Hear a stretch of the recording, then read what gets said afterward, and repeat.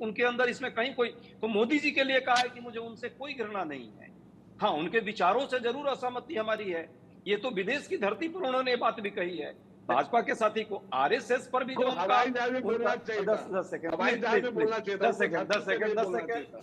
शर्मा जी थोड़ा सा आराम से, थोड़ा सा अब उनको यदि अलग अलग बोलेंगे तो क्लियर होगा। आरएसएस को लेकर भी यदि वो वैचारिक आधार पर कोई चाहते हैं कि एक संवाद क्रिएट हो, एक बातचीत हो, एक विमर्श हो, और आरएसएस के लोग भी इस बात को समझें कि ये देश बहुलतावादी संस्कृति का है, यूनियन ऑफ स्टेट, भारत के संविधान के आर्टिकल अनुच्छेद पहला, भारत दैट इज इंडिया की जो बात कर रही है, पहला अनुच्छेद है। लेकिन आप कहते हैं कि नहीं नहीं, यहाँ तो एक ही भाषा चलेगी, एक ही परिधान चलेगा, एक ही चश्मा चलेगा, एक ही कलम चलेगा, एक ही कोट सूट बूट चलेगा। ऐसे नहीं होता है भाई। ये देश बहुलताओं में एकता का देश है।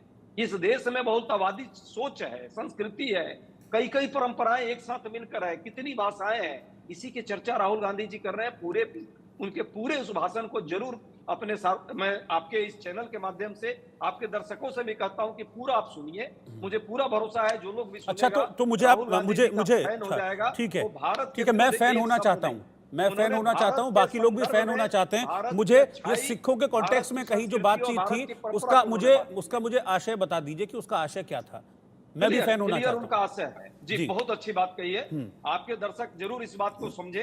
राहुल गांधी जी जो 2 दिन से जो डिबेट, उनका डिस्कशन और अलग अलग विद्यार्थियों के बीच, हमारे अपने साथियों के बीच जो अमेरिका में है, उनको वो प्रयास कर रहे हैं कि इस देश की जो खूबसूरती है भारत की, उस भारत की खूबसूरती को उनके बीच ले जाए। हमारी पुरानी सनातन परंपरा हो, हमारी सर्वधर्म समभाव की भावना हो, हमारी उदार लोकतांत्रिक प्रक्रिया हो, इतने वर्षों से चली है, जिसमें पहले भाजपा के भी शासन रहे हैं। पिछले 10 साल 8 साल में जो परिस्थिति रही, निश्चित तौर पे भाजपा मतलब भारत नहीं होता है।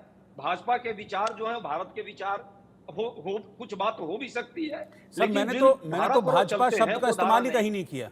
मैं तो शुरू से देश देश देश देश देश कह रहा हूँ। 10 सेकंड मैं भी कह रहा हूँ कि देश और भारत, भाजपा दोनों एक नहीं है। भाजपा देश में एक पार्टी है, कांग्रेस भी एक पार्टी है, लेकिन विचार जब आती है तो भारत बड़ा है, भाजपा और कांग्रेस छोटा है। और हम बार बार कह रहे हैं कि भाजपा को जो है इस देश की सांस्कृतिक विरासत की बात जो करती है, इस देश की संस्कृति में सभी का खून है, हिंदू मुस्लिम सिख ईसाई सब है भाई भाई। अल्लाह ईश्वर तेरो नाम सबको सन्मति दे। ये लाइन बोलनी चाहिए थी उनको, ये लाइन बोलनी चाहिए थी उनको। ये आपने पूरा सुना ही नहीं, हमारे साथियों ने नहीं सुना। गांधी आप एक मतलब मैं वही कह रहा हूं ना कि एक कम्युनिटी को लेकर अगर ये 2-4-5 चीजें आप कहेंगे तो अब जाहिर सी बात है सवाल उठेंगे, जाहिर सी बात है सवाल उठेंगे इस चीज को लेकर। रोहित भाई उस पूरे 16 मिनट का उनका वो स्पीच था, आप सुनिए। उसमें उन्होंने उदाहरण जो सामने जो दिख गया, कोई सिख भाई वहां दिख गया तो कहा कि ये जो आप पगड़ी पहने हैं, यदि इस तरह का कल्चर हम डेवलप करेंगे तो आपको ये पगड़ी आगे पहनने में भी कोई कहेगा कि नहीं पहनिए, एक ही परिधान इस देश में चलेगा। ये नहीं है भारत। भारत का मतलब है सभी लोग, सभी धर्म। आप जो कोट पहने हैं, हमने तिरंगा लगा रखा है। किसी ने यहाँ पे संजीव भाई हमारे छोटे भाई और हमारे मित्र हैं, विद्वान हैं, उन्होंने कोट पैंट पहन रखा है, इसमें कोई दिक्कत नहीं है। सुमित भाई जो पीर साहब है, कहीं से है, मैं कहीं से हूँ, आप कहीं से हैं, देश के हैं सब। बहुलतावादिता है। इन्हीं चीजों की चर्चा आज उन्होंने की है, कल की है। जरा अच्छे से पूरा पढ़िए कॉन्टेस्ट। हो सकता है इंग्लिश के कारण कई लोगों को नहीं समझ में आ रहा है। अनिरुद्ध जी से पूछ लेता हूं। अनिरुद्ध जी, आपने सुन लिया था सारा सब कुछ? नहीं सुना है दावे के साथ। अब वो बता देंगे, वो बता देंगे जरूर एक बार रोहित इस डिबेट के बाद जरूर सुनेंगे। अब उनको बोलने फैब्रिकेटर में कांग्रेस जो है शुरू से स्टोरी फैब्रिकेट करने में मास्टरी हासिल की, चाहे नेहरू जी रहे हो, चाहे राजीव जी रहे हों, चाहे राहुल जी हों, चाहे सोनिया जी रही हों। इनके साथ इन्होंने सिखों के साथ में नरसंहार किया 1984 में। राजीव गांधी की बड़ा पेड़ है, गिरता है तो क्या कहते हैं, तो आवाज आती है और उसमें धरती हिलती है। ये सारी बातें करते हैं। उसके बाद आप राहुल जी का पूरा रोना रोते हैं, किसानों के लिए रोना रोते। राजीव गांधी के पिताजी की सरकार थी, ये स्वामीनाथन आयोग की रिपोर्ट नहीं लागू कर पाते हैं। आपने पूरा भाषण सुना, किसानों की बात करते हैं। ये जब बैठ के ना, ये आर्टिकल था, वो आर्टिकल था, भैया इमरजेंसी करके इतने बड़े लोकतंत्र की प्रहरी नहीं हुआ। और बुद्धि बंद करके नहीं, ओपन संविधान के प्रियम्बल को बदल दिया।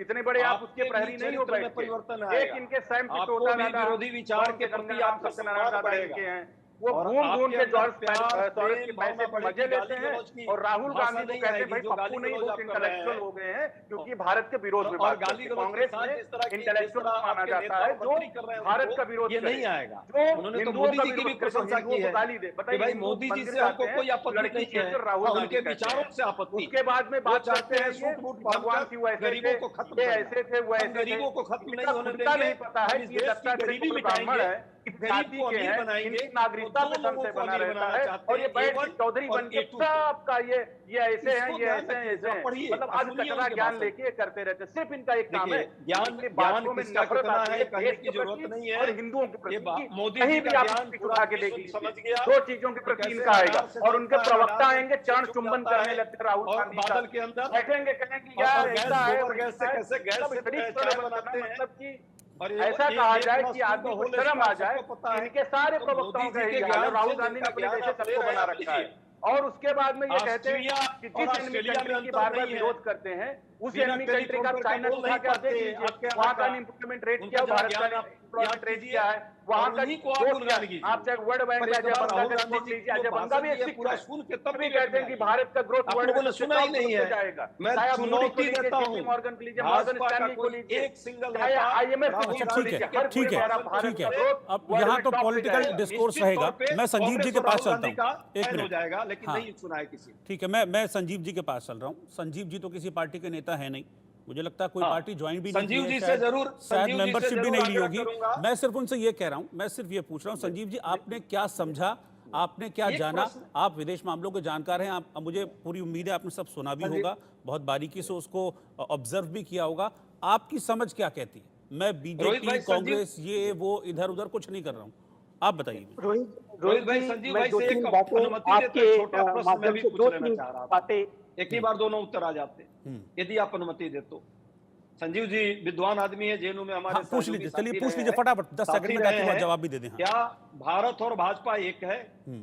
क्या इस देश के भारत के प्रति सोच और भाजपा की सोच दोनों एक है? भाजपा कहां से आरएसएस और कांग्रेस में कोई अंतर नहीं है। भाजपा को गाली देते महात्मा गांधी और सावरकर में भाई। चलिए ठीक है, इतने सारे सवाल एक साथ पूछेंगे, भूल जाएंगे वो। इतने वर्षों से आई है, एक एक करके जवाब देने दीजिए। सुमित जी भी हाथ उठा रहे हैं, उनके पास भी आ रहा हूं मैं। मुझे पता है सुमित जी बहुत कुछ कहना चाह रहे हैं। सुमित भाई मुझे 2 मिनट दीजिए, मैं आता हूं आपके पास संजीव जी के बाद। संजीव जी अब आप अपनी बताइए। रोहित जी, मैं 2-3 बातें बहुत स्पष्ट तरीके से रखना चाहता हूं। जी जी। पहला ये कि वर्तमान समय में यूनाइटेड स्टेट्स ऑफ अमेरिका में इलेक्शंस चल रहे हैं, हम सब जानते हैं जी। और यूनाइटेड स्टेट्स ऑफ अमेरिका की जस्टिस डिपार्टमेंट के माध्यम से एक बड़ी इन्वेस्टिगेशन लॉन्च की गई है, जिसमें कि अनेक फॉरेन जो एजेंट्स के ऊपर इस तरीके का आरोप लगाया गया है कि वो अमेरिका के इलेक्शंस में इंटरफेरेंस करने की कोशिश कर रहे हैं। और उसमें चाइनीज एजेंट्स का नाम सामने आया है, रशियन जो है साजिशकर्ताओं का नाम सामने आ रहा है और एक बड़ा जो है एक्शन अमेरिका का जस्टिस डिपार्टमेंट इन विदेशी साजिशकर्ताओं के विरुद्ध लेने जा रहा है। और इन विदेशी साजिशकर्ताओं ने सोशल मीडिया का इस्तेमाल करते हुए अनेक इस तरीके के जो टूल्स हैं उनका इस्तेमाल करते हुए अमेरिका के इलेक्शंस को प्रभावित करने की कोशिश की, अमेरिका के खिलाफ प्रोपेगेंडा करने की कोशिश की, अमेरिका के खिलाफ जो है डिसइंफॉर्मेशन फैलाने की कोशिश की। और जाहिर है कि यूनाइटेड स्टेट्स ऑफ अमेरिका, जहां हमारे leader of opposition Shri Rahul Gandhi ji मौजूद हैं, वहीं पर इतनी बड़ी साजिश अमेरिका के खिलाफ चल रही है और मेरा ऐसा मानना है कि उनकी नजर इस पर जरूर होगी और उससे उन्हें जरूर कुछ सीखना चाहिए कि इसी तरीके की साजिश, जैसा कि मैं कह रहा था, भारत के खिलाफ भी चल रही है। भारत में हाल के समय में जो इलेक्शंस हुए हैं उसको भी प्रभावित करने की कोशिश विदेशी धरती से बहुत लंबे समय से चल रही थी, हम ये सब जानते हैं। और इसी वजह से मैं बार बार कहता हूं कि भारत का कोई भी नेता हो, चाहे किसी दल का क्यों ना हो, उसको इस बात की उसकी भी जिम्मेदारी बनती है कि वो इन साजिशकर्ताओं के हाथ में कोई ऐसा टूल न दे कि जिसकी वजह से भारत को नीचा दिखाया जा सके, भारत के लोकतंत्र को कमजोर किया जा सके। दूसरा पॉइंट मैं कहना चाहता हूं रोहित जी, देखिए यूनाइटेड स्टेट्स ऑफ अमेरिका वही धरती है कि जहां पर स्वामी विवेकानंद ने शिकागो में पूरे विश्व समुदाय के सामने भारत की सकारात्मक छवि को रखा था। एक ऐसे समय में कि जब भारत गुलाम था, भारत में अनेक तरीके की समस्याएं थी, गरीबी थी, बेरोजगारी थी, भूखमरी थी, विदेशी शासन था। ऐसे में स्वामी विवेकानंद ने भारत की जो ये आंतरिक जो घरेलू जो परेशानियां हैं उसको जाकर के बार बार उसको उजागर करने की कोशिश नहीं की, बल्कि जो भारत का जो सनातन संस्कृति है, जो भारत का जो पूरा ऐतिहासिक जो बैकग्राउंड रहा है, उसको उन्होंने पूरे विश्व समुदाय के सामने रखने की कोशिश की थी। भारत किस तरीके से वसुधैव कुटुंबकम की भावना के साथ सोचता है और कार्य करता है, सारी गरीबी, बेरोजगारी, भूखमरी के बावजूद भी, विदेशी शासन के बावजूद भी, इस बात को स्वामी विवेकानंद ने विश्व धर्म संसद में पूरे विश्व समुदाय के सामने रखा था। और आप जानते हैं सुरहित जी कि जो तालियां बजी थी वो तालियां रुकने का नाम नहीं ले रही। और स्वामी विवेकानंद की जो छवि, उनकी स्वयं की छवि और पूरे भारत की छवि उस शिकागो के धर्म संसद के संबोधन के बाद बहुत ही विशाल हो गई। और आज ये जो नया भारत हम बनाने की कोशिश कर रहे हैं और ये आजादी के बाद का जो पूरा भारत हमने बनाने की कोशिश की है, उसमें स्वामी विवेकानंद का जो वो गाइडेंस है, जो स्वामी विवेकानंद की जो कही गई जो बातें हैं, उनका एक बहुत बड़ा योगदान है, वो हमें हमेशा प्रेरित करता है।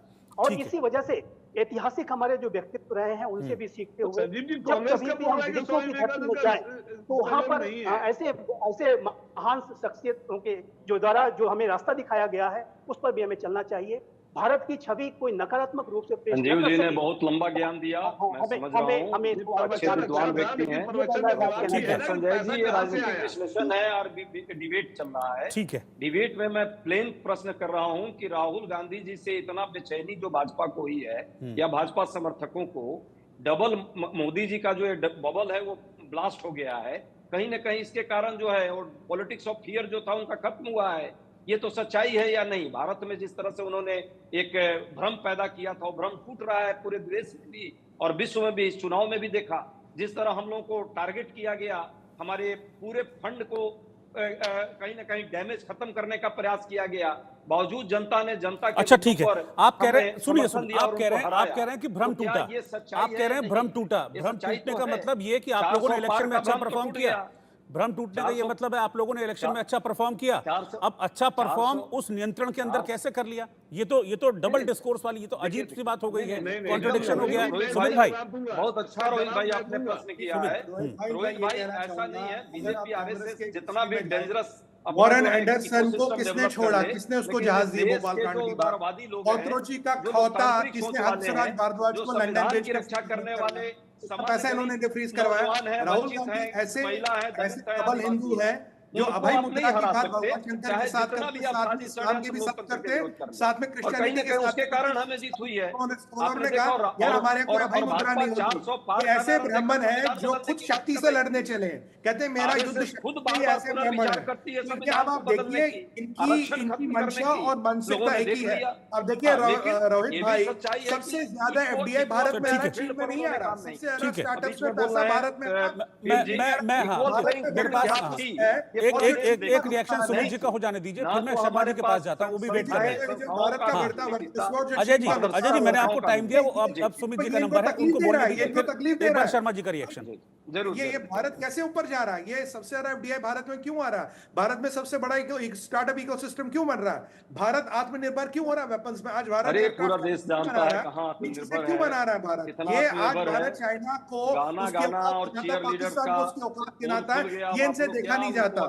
ये वही लोग हैं जिन्होंने कहा था कि मोदी जी की जो नॉलेज है that can be written on the back of a stamp paper. आज उसी मोदी नॉमिक्स से पूरा देश कायल हुआ पड़ा है, पूरी दुनिया कायल हुई पड़ी है। कहीं की रेटिंग भारत नंबर 1 है, इकोनॉमिक्स में पूरा देश नहीं हो रहा। अब ये जाके भारत के मूल नौकरी नहीं मिल रही है, रोहित भाई, महिलाओं को न्याय नहीं मिल रहा है, आदिवासियों का जमीन हड़पा जा रहा है, हर चीज कॉम्प्रोमाइज है। अगर कोई सच्चाई है वो है कांग्रेस और वो श्रीमान राहुल गांधी, उनके सब सब धोखा।